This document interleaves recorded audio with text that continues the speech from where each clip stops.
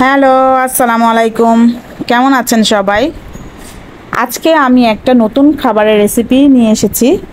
কলমি শাক দিয়ে কাঁঠাল বিচি সাথে শুটকি। তো এখানে আমি কলমি শাক এক মুঠা নিয়েছি আর কাঁঠাল বিচি নিয়েছি 250 গ্রামের মতো। কাঁঠাল বিচিটা সিদ্ধ করা।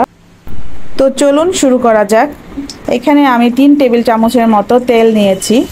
পেঁয়াজ নিয়েছি 3 টেবিল চামচের মতো। এখন পেঁয়াজটাকে ভেজে আমি সামান্য পরিমাণ পানি ঢেলে দিচ্ছি যেন পুড়ে না যায়।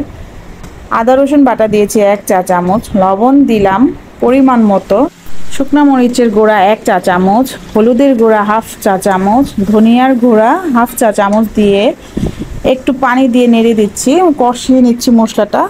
কষানো হয়ে এলে এখানে আমি সিদ্ধ কাঁঠাল বিচিটা দিয়ে দিলাম। তো দিয়ে এখন আবার একটু পানি দিয়ে সুন্দর মতো কষিয়ে নিব।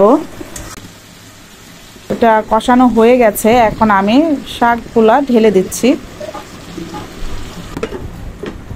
ঢাকনা দিয়ে ঢেকে কিছুক্ষণ 5 মিনিটের মতো আমি রান্না করব।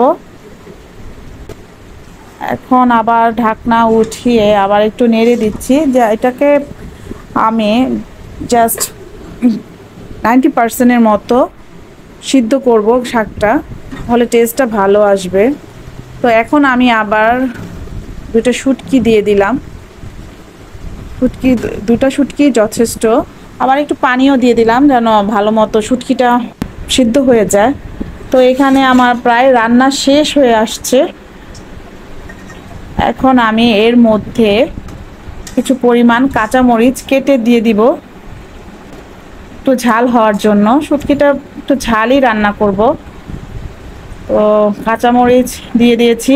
এখন আমি ধনেপাতা দিয়ে দিলাম। ধনেপাতা দিয়ে এখন আমি একটু নেড়ে এটাকে নামিয়ে ফেলবো। প্রায় শেষ হয়ে এসেছে রান্না আমার। তো শেষ হয়ে গেল শুটকি দিয়ে কাঁঠাল বিচি আর কলমি শাক রান্না। আশা করি এই রেসিপিটা আপনাদের কাছে ভালো লেগেছে।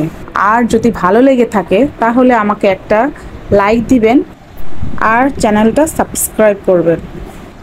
এতক্ষণ মনোযোগ দিয়ে ভিডিওটা দেখার জন্য আপনাকে ধন্যবাদ।